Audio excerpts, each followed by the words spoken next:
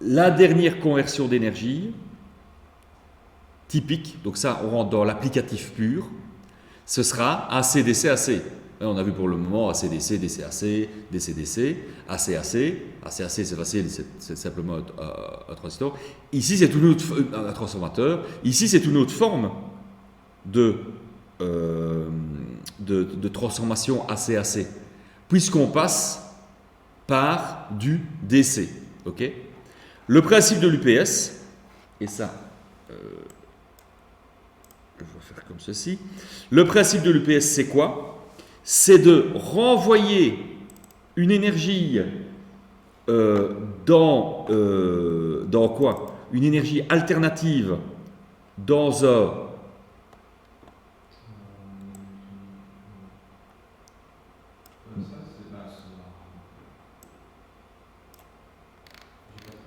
donc, le principe, c'est quoi cette énergie? Elle est sous forme, quand elle arrive dans le réseau, sous quelle forme? Alternative. Comme j'ai dit, c'est AC, DC, AC. Donc, l'énergie que vous allez avoir, vous allez la renvoyer dans une batterie, charger une batterie, et quand il va y avoir un défaut, renvoyer cette énergie sous forme alternative à vos éléments terminaux. En général, ce type d'élément est utilisé pour quoi?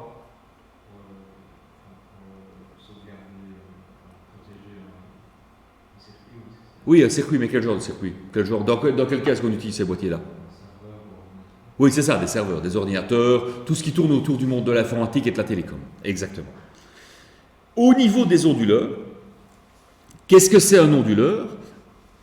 Pardon. En fait, c'est un écart de langage en disant onduleur. On appelle ça onduleur, mais c'est vrai que c'est un onduleur qui se trouve dedans, mais le terme générique, c'est UPS, autrement dit Uninterruptible Power Supply, ou onduleur en français. Oui, le terme est un petit peu galvaudé, je vais dire. Ça inclut quoi? Des batteries qui alimentent des appareils connectés, et ça évite d'avoir les inconvénients d'une coupure. Ça déconnecte également les appareils en cas d'un problème de surtension ou de foudre, qui est une forme de surtension. Soit le réseau merde, vous avez trop de courant, trop de tension, il le découple, soit il y a de la foudre, il le découple.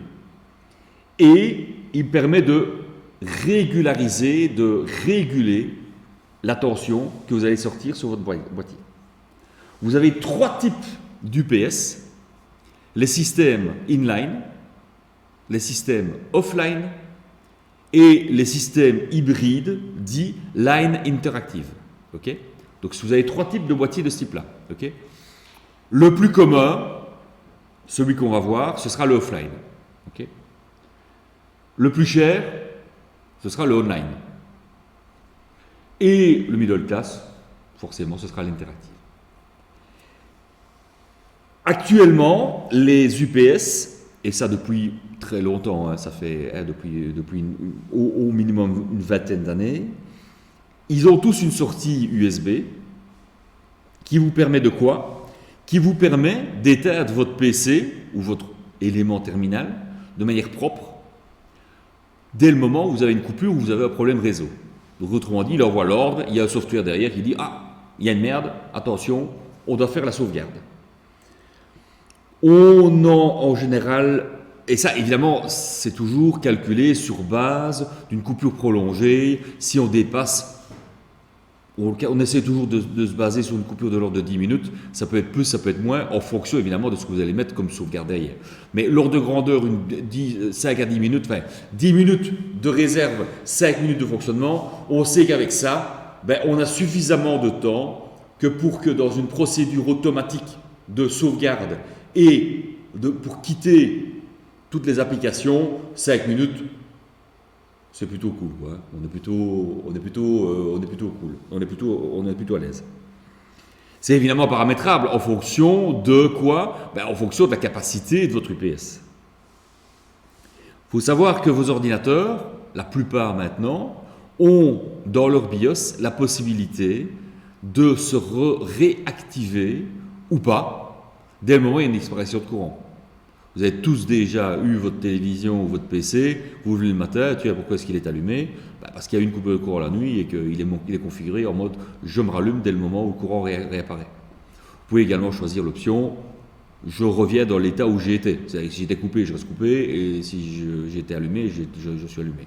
C'est en général ce que permet de faire la technologie de nos jours, ceci étant lié au fait que si on utilise un UPS, ce sera transparent. Ce sera principalement d'ailleurs utile dans le cadre d'un serveur, par exemple. Vous avez un serveur qui fonctionne, il y a une coupure de courant, un serveur qui se coupe, il n'aime pas trop les coupures de courant intempestives. L'UPS va lui permettre de se dire, bon ça va, je ferme tous mes services, j'arrête toutes mes affaires, je me mets en repos, le courant revient, je redémarre tout à fait normalement. Les puissances, sur les fiches techniques, lorsque vous prenez un UPS comme celui-là, les fiches techniques, elles sont toujours données en quoi? Quelle est l'unité de référence pour une puissance? Oui, effectivement, ça devrait être des watts, mais ici, en l'occurrence, on le donne en volt-ampère. Pourquoi? Oui, c'est l'aspect puissance apparente, mais quelle était l'utilité de la puissance apparente dans le cadre d'une fiche technique? Deux paramètres, exact. Deux. Oui, c'est ça. Elle vous donnera effectivement, sous une tension telle, un courant tel. Donc elle vous permettra non seulement de donner le courant nominal de votre installation, connaissant la tension d'alimentation, puisque par nature, c'est combien? C'est 240 ou 400 volts. Hein, parce qu'il y a des UPS triphasés, c'est 240 ou 400 volts. Donc si on vous donne ces deux paramètres-là, ça vous permet de savoir ce qu'il en est. Il va de soi qu'il y avait un petit facteur correctif lié au fait que, en fonction justement du cosinus phi possible de votre installation, vous allez avoir forcément une puissance en watts à ce moment-là, plutôt qu'une puissance apparente, qui sera différente, comme vous le savez, et qui sera en général inférieure.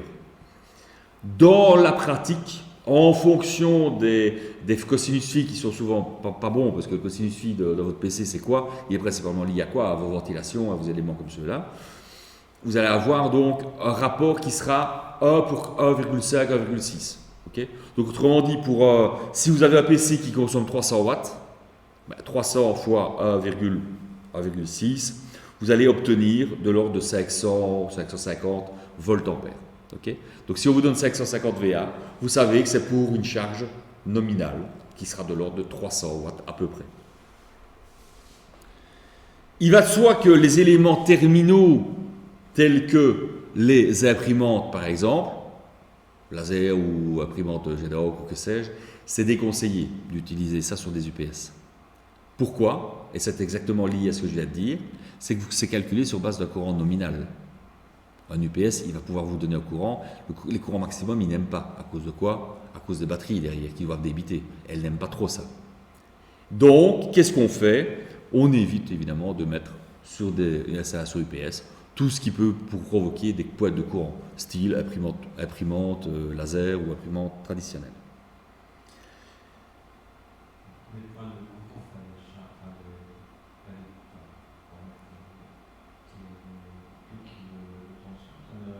Des pics de tension, non, parce que le pic de tension, il va sortir de 220 volts. Et s'il est prévu pour sortir de 220 volts, il sortira à 220 volts. C'est pas ça. C'est surtout les points. Forcément, qu'est-ce qui sera derrière en fonction de la charge? Parce que la tension est nominale, la tension est définie. C'est le courant qui va varier.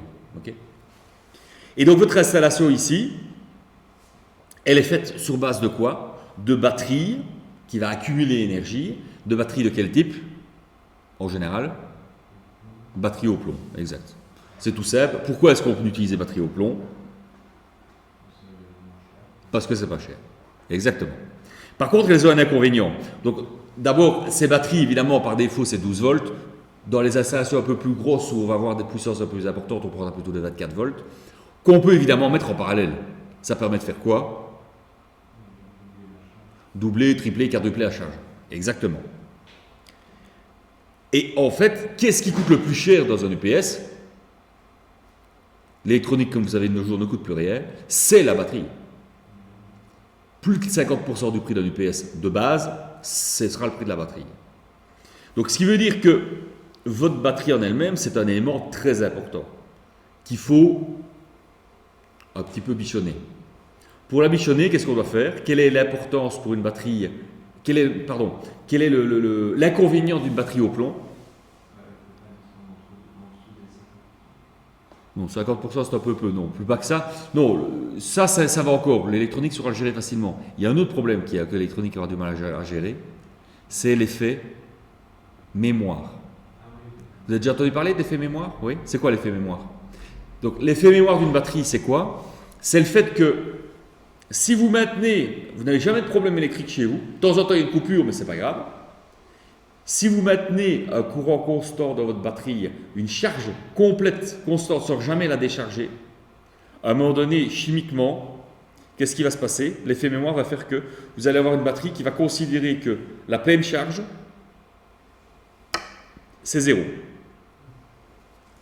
C'est évidemment pas bien. C'est évidemment même pas bien du tout. Okay? Donc il va falloir tenir compte de cet élément-là et essayer, dans la mesure du possible, de temps en temps, de décharger complètement votre batterie. Mais comme vous avez très bien dit, complètement, c'est pas forcément complètement, parce que sinon, si elle descend trop bas, elle ne se rechargera plus correctement. Au moins une fois ou deux par an. 2 fois par an, c'est l'idéal. Que dire d'autre? Que de nos jours, la technologie embarquée de ce genre de choses est dite manageable. Donc, via le bus USB, non seulement lui, quand il va avoir une coupure de courant, il va dire attention au PC, attention, il y a un problème technique, il faut couper, il faut sauvegarder maintenant et quitter. Mais d'un autre côté, il y aura des softwares qui vous permettront de générer des ordres pour gérer quoi? Pour gérer justement la charge des charges, les courants maximum, les temps de fonctionnement, voir un petit peu l'état de la batterie, hein, puisqu'il s'est vérifié l'état de la batterie. Donc c'est des softwares évidemment assez simples en général, mais qui permettent de faire pas mal de petites choses.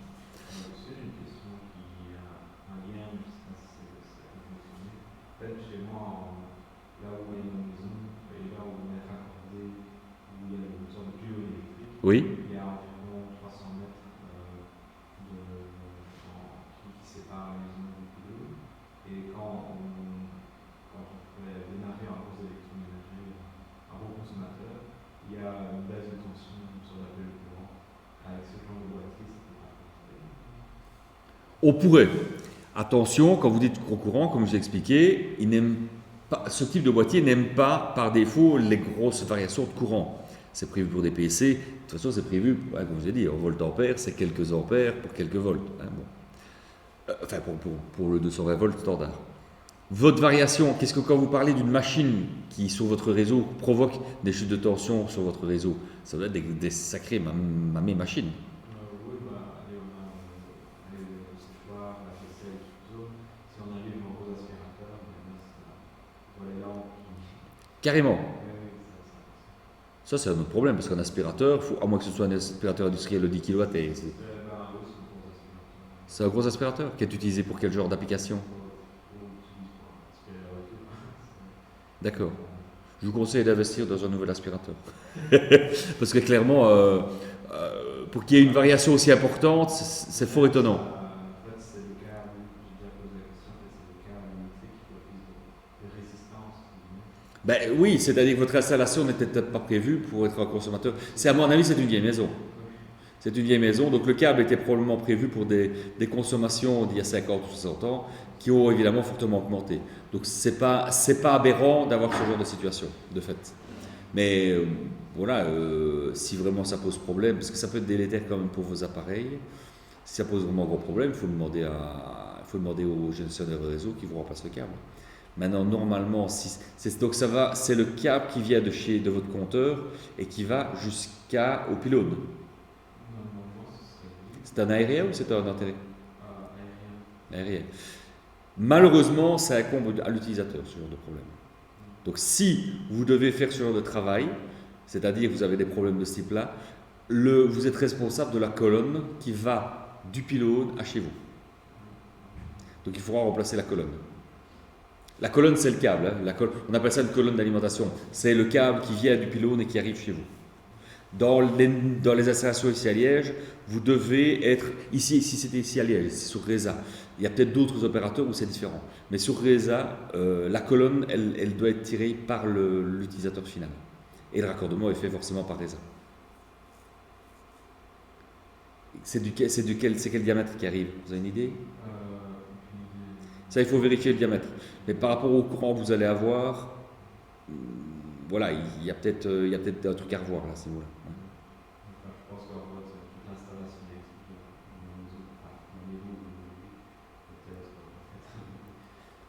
au niveau Bah oui. Ça c'est le problème, c'est qu'on prévoit un jour quelque chose, et puis il y a deux familles plus loin, 30 ans plus tard, bah, ils ont prévu d'autres choses, quoi. C'est toujours la même chose. Donc, par rapport à ce qu'on vient de voir, comme je vous ai dit, il y a trois types d'UPS. L'UPS offline. L'UPS offline, c'est quoi? Ce sont les plus courants. Hein, celui qu'on voit ici, c'est un offline. Qu'est-ce qu'il fait? Eh bien, il est utilisé pour des éléments de l'ordre de 800 kVA. Voilà, c'est l'ordre de grandeur. Donc jusqu'à des éléments de l'ordre de 700-800 watts. Dans ce cas-là, qu'est-ce que vous allez avoir? Vous allez avoir un réseau électrique qui est séparé et un relais interne au niveau de votre boîtier qui va simplement s'ouvrir si vous avez des surtensions ou des sous-tensions. Et donc, sous-tension veut dire éventuellement disparition de tension, donc une coupure générale, quoi. Donc, autrement dit, vous allez découpler votre système virtuellement du réseau, et c'est l'UPS qui va rentrer en jeu à ce moment-là. Donc le offline, il est là, il est en attente, et il démarre quand il a besoin. Il surveille, il scrute, je veux dire. Si vous avez une coupure, en général, quand vous descendez en dessous des 180 volts, on va dire, hein, sur les 230, 240, si vous descendez, si vous avez 20% de chute de tension, qu'est-ce qui va se passer? C'est que ce fameux relais qui va s'ouvrir, eh bien, il va faire quoi? Il va faire que le convertisseur qui est là pour convertir l'énergie de courant alternatif, de courant continu en courant alternatif, va se mettre en fonctionnement et va commencer à générer un courant alternatif sinusoïdal 50 Hz, 240 ou 400 volts. Ce que je vous explique, ça fonctionne quand vous avez une chute de tension, mais également si vous dépassez de plus de 20% la tension nominale. Donc si vous avez une surtension à un moment donné, là vous passez en 300 volts à la place d'être 240, automatiquement votre système également va se découpler, va dire oula, il y a un truc qui ne va pas, je vais faire mon propre courant. Okay.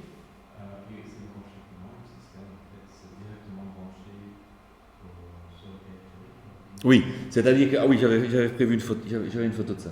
Attendez. Ah oui, mais je vous l'avais montré la semaine dernière, je pense. Je vais reprendre la photo, elle était plus haut. Vous avez en fait à l'arrière de votre UPS, je pense que je l'avais mis, je ne sais plus où j'avais mis cette photo-là. Non, c'est plus bas. Il y a à l'arrière de l'UPS, en fait, qu'est-ce que vous avez? Vous avez 3 prises, ok? Enfin, non, pardon, pas 3 prises. Vous avez un certain nombre de prises, voilà. Vous voyez ici, vous avez une prise mâle qui va prendre le courant, ok? Vous venez avec votre femelle, vous la pluguez dedans et vous mettez au réseau électrique. Et vous avez toute une série de prises femelles et vous allez brancher vos éléments. Évidemment, ça c'est déjà à mon avis à ma UPS. À mon avis, vous avez déjà, là vous êtes peut-être déjà au KVA, La plupart du temps, c'est une prise ou deux, quoi, hein. Il va de soi qu'aller mettre sur un élément qui peut accepter 300 watts, aller mettre 10 éléments dessus, il ne va pas aimer, hein. Il ne faut pas dépasser la puissance nominale, bien évidemment, hein. Ici, c'est simplement branché en direct. Dès le moment où il est branché, vous avez un petit bouton à l'avant, il démarre. Et à l'arrière, vous avez toutes vos prises. Vous allez vos prises femelles, vous allez brancher ça sur vos éléments terminaux. Ok? Quasiment. Pour les systèmes offline, c'est un peu le problème justement et l'inconvénient des systèmes offline, c'est que non seulement, si vous avez des petites variations, des micro-coupures, il ne va pas aimer. Enfin, c'est pas qu'il ne va pas aimer, il ne va pas les voir. Donc votre réseau va en souffrir. Mais en plus, le temps de réponse de votre UPS va être de quelques millisecondes. Donc autrement dit, ça va provoquer également une micro-coupure au niveau de votre système. Comme vous avez l'électronique, souvent on n'aime pas ça. Si votre PC est suffisamment puissant, ça va être transparent, parce que l'alimentation avec les condensateurs, etc., va faire que il va lisser tout ça et vous aurez un PC qui tournera toujours. Si la coupure est trop importante, vous pourriez avoir un reset de votre PC. Donc là, évidemment, c'est toujours la même chose, il faut trouver un compromis. Il faut savoir que quand vous allez dans des grandes marques comme celle-là, comme comme APC par exemple, qui est une des plus grandes marques du marché, vous n'aurez pas de problème parce que vous allez avoir des sécurités internes, des batteries, des condensateurs, etc., qui vont limiter fortement cette variation ou cette micro coupure au niveau de votre réseau. Mais malgré tout, il y en a. Avec les systèmes comme celui-là, il y en a. Okay. Le deuxième type d'onduleur qu'on rencontre, c'est quoi? Eh bien, c'est le système Line Interactive. Qu'est-ce qu'il va y avoir comme différence? C'est qu'en fait, c'est un système offline, c'est le même que le précédent, mais on va ajouter un petit outil qui s'appelle un booster, un système qui améliore quoi? Qui améliore en fait les variations de tension trop importantes. Autrement dit, vous descendez de 20%, eh bien, il va se caler sur le réseau normal et il va vous ajouter ce qui manque comme énergie. Ça donne quoi comme avantage, ça?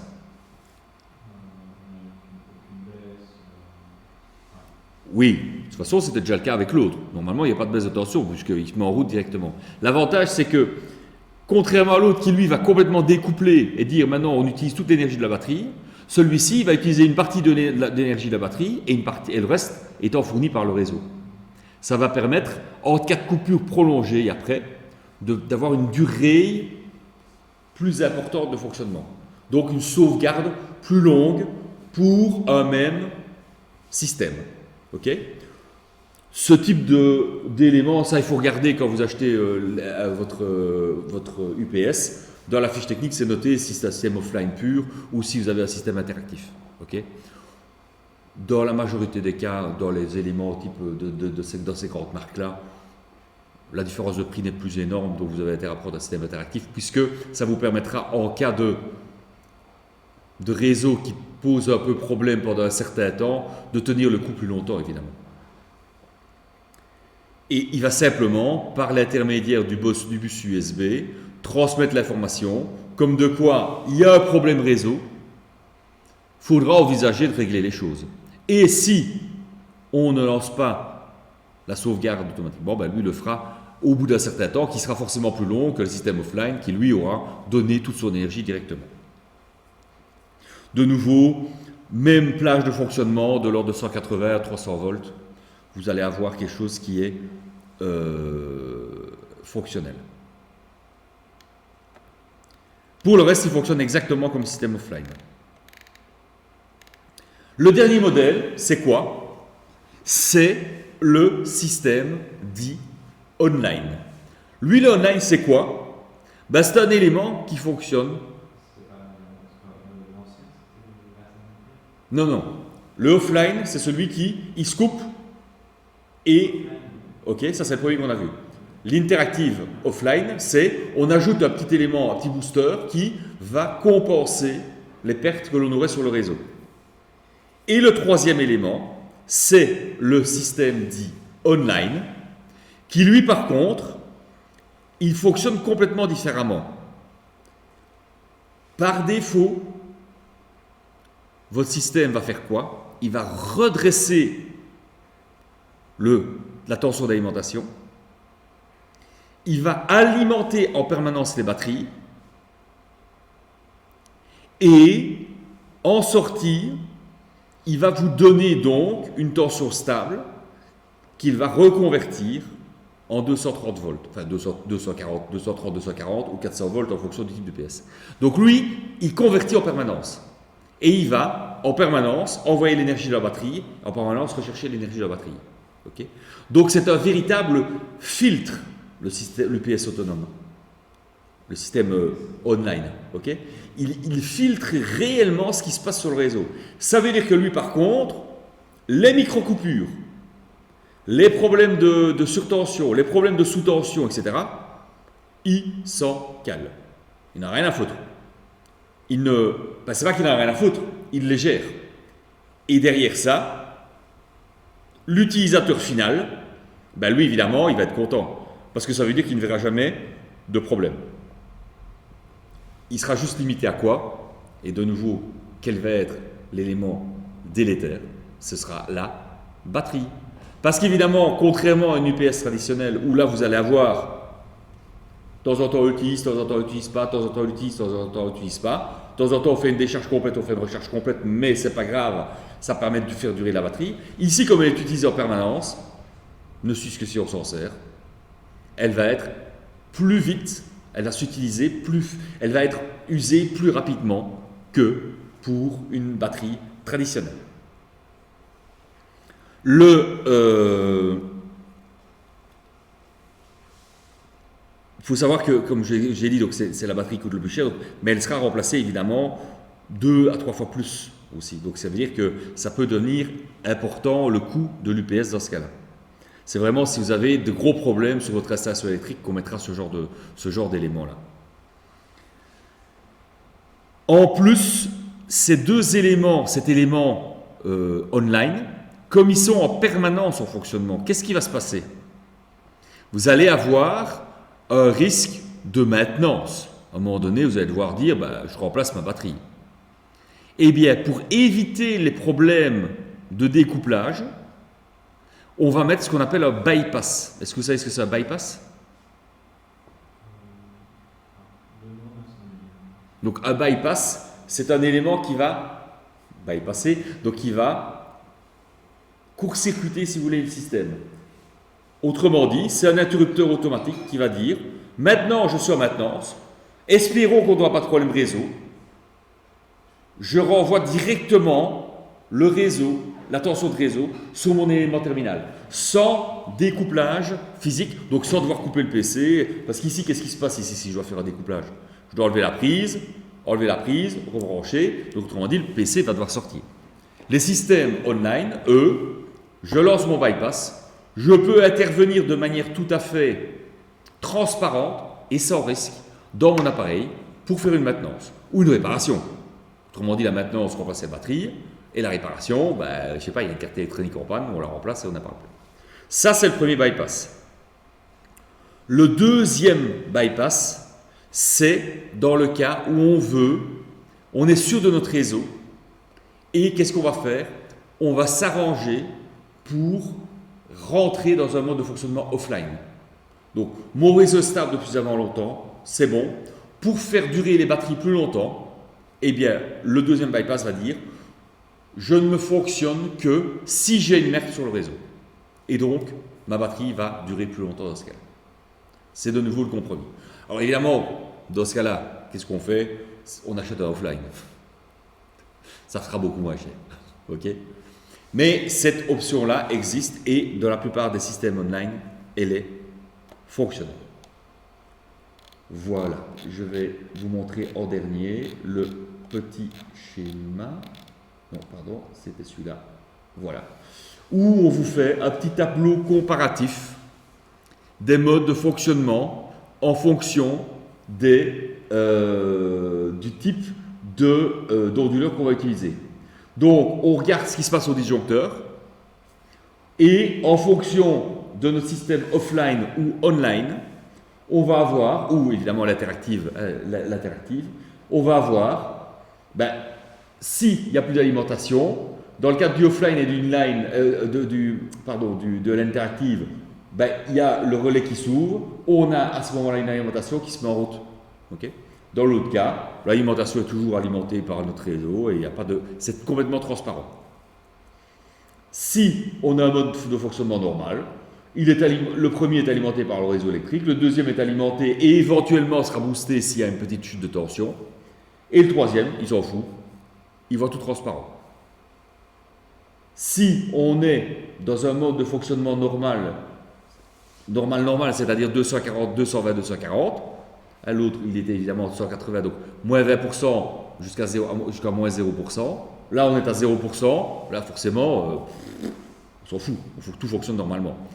En sachant qu'il ne faut pas oublier que notre système online, lui, il fonctionne toujours sur son réseau de charge-décharge. Dès le moment où on est en plus 10, plus 20% maximum, qu'est-ce qui se passe? On va être alimenté par le réseau. Notre booster ne sert à rien. Un booster, aller ajouter une tension sur une tension qui est déjà trop haute, rien ajouter. Dès le moment où on dépasse par contre les 20%, on va avoir un système sur fonctionnement sur batterie, pur. Là, on a un découplage complet du réseau.